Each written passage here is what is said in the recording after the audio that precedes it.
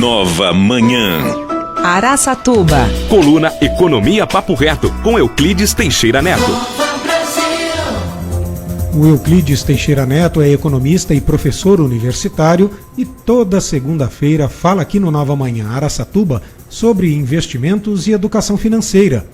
Na coluna de hoje, o Neto responde uma pergunta: qual o primeiro gasto a fazer com o salário? Vamos lá então. Agora muita gente ficou com a orelha em pé. Opa, vamos ouvir. E aí, Neto? Recebi o salário, olhei para ele, olhei para as continhas. O que eu faço primeiro?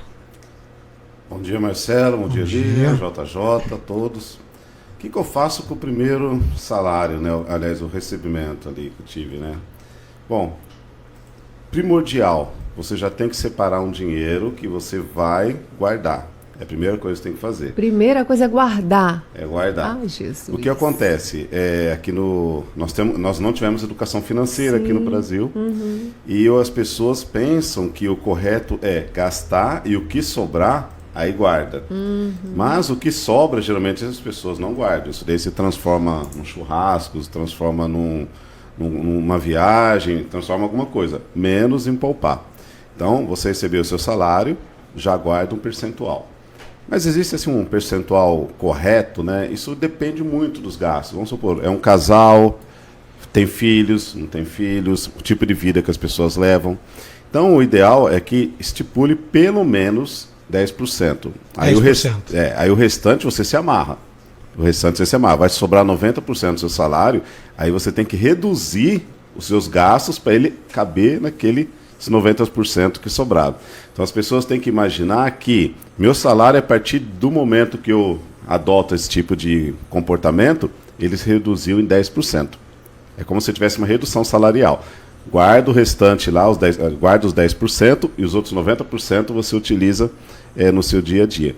Dessa forma, você vai enxugar gastos em supermercado, gastos que você considera supérfluo, você vai negociar mais, você vai barganhar mais e você vai conseguir encaixar dentro do seu orçamento aqueles 90% que sobraram, né? Então, isso daí é uma estratégia primordial.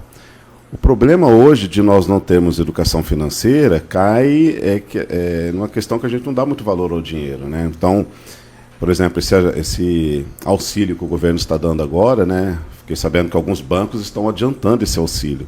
Adiantando? Estão adiantando. Só que ele adianta, mas te cobra por isso, exatamente. Não? Então a pessoa pensa que vai pegar um dinheiro bom com o banco, só que na verdade o banco ele vai pegar uns juros gigantescos em cima disso daí. Mas a pessoa acaba não ganhando, porque ela recebe lá um valor concentrado, já descontado muitos juros. Só que o valor vai ser muito inferior. Então o que ela tem que fazer? Parcelar. Receber esse auxílio parcelado. Não adianta ele querer fazer algum tipo de negociação, porque vai perder dinheiro.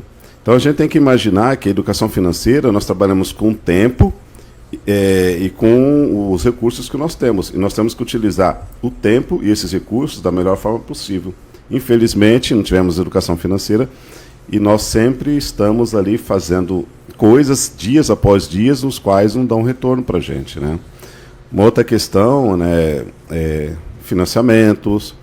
Às vezes, por exemplo, se vai financiar uma casa, é a melhor das coisas que tem. Se vai financiar um carro, também é importante. Claro que a gente tem que pesquisar taxas de juros mais baixas, né? Sim.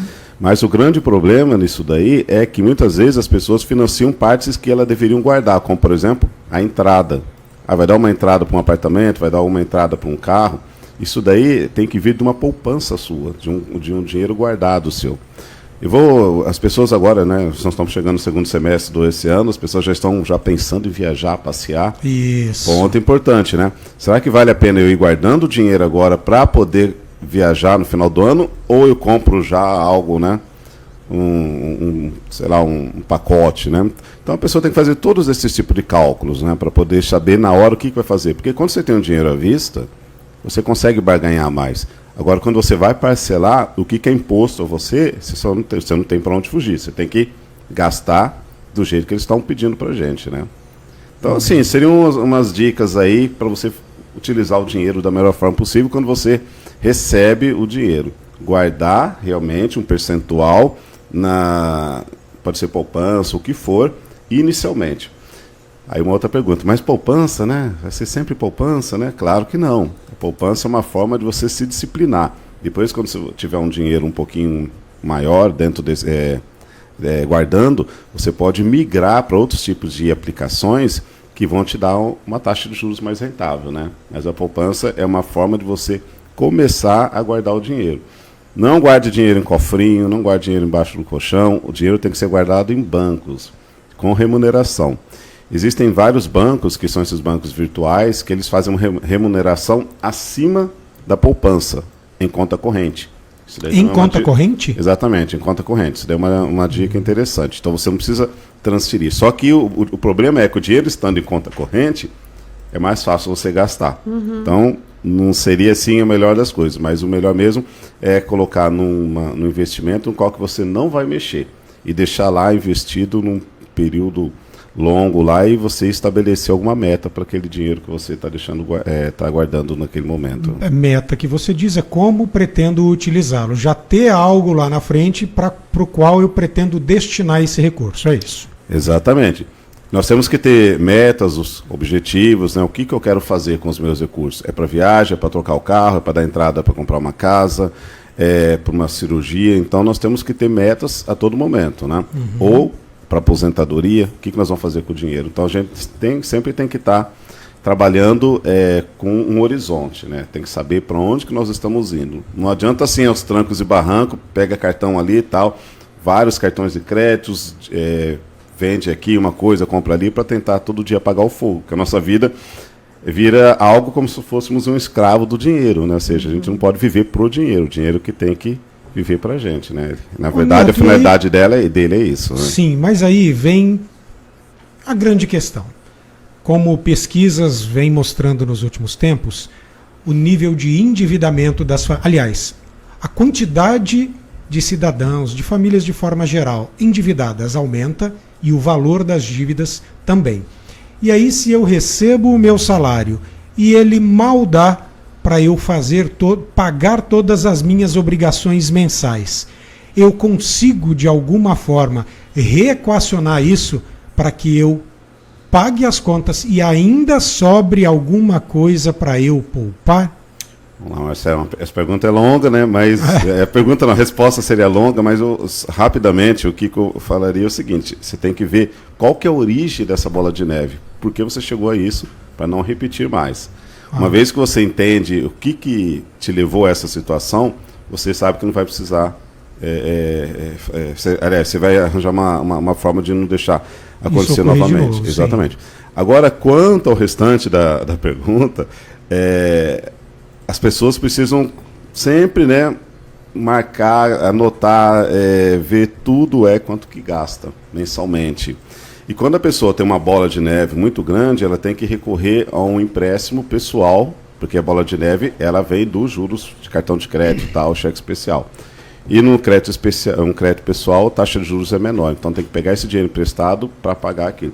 E reduzir os gastos que não fazem parte do dia a dia na alimentação, e reduzir também os alimentos que gastam mais, e reduzir os gastos que você não considera essenciais para a sua vida. Então, realmente tem que amarrar bastante o cinto e não afrouxar. E o que a gente está vendo muito hoje é a renda extra, né? Que aí tá extra do extra. Tem pessoas que estão, além de trabalhar de manhã, né, em um serviço, fazem alguma coisa à tarde e estão pegando mais um bico à noite. E aí precisa ter essa educação, porque aí não tem para onde, né? Precisa colocar a casa em dia, né? Então, Lili, isso daí é interessante porque as pessoas estão fazendo isso não por questão, né, de eu vou aumentar minha renda para eu ter mais dinheiro, tal, para eu ter uma vida confortável. Mesmo, né? Exatamente, para ela conseguir pagar as contas. Então, muitas pessoas hoje não estão mais trabalhando 8 horas, estão trabalhando 12, 14 horas, exatamente. Para viver, para poder comprar comida no dia seguinte e pagar as contas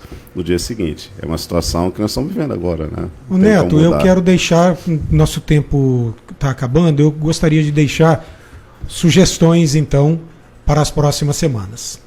Baseado no que a gente vê de oferta do mercado, porque os bancos eles também são muito espertos, e eu não estou falando no bom sentido, de mesmo percebendo a condição de endividamento das pessoas, eles fazem as suas propagandas para que você, na verdade, consuma mais ainda os produtos deles, com essa desculpa de troque suas dívidas por uma outra, essa aqui, mas no final das contas o que eles querem é que você obtenha mais ainda a ajuda, entre aspas, deles.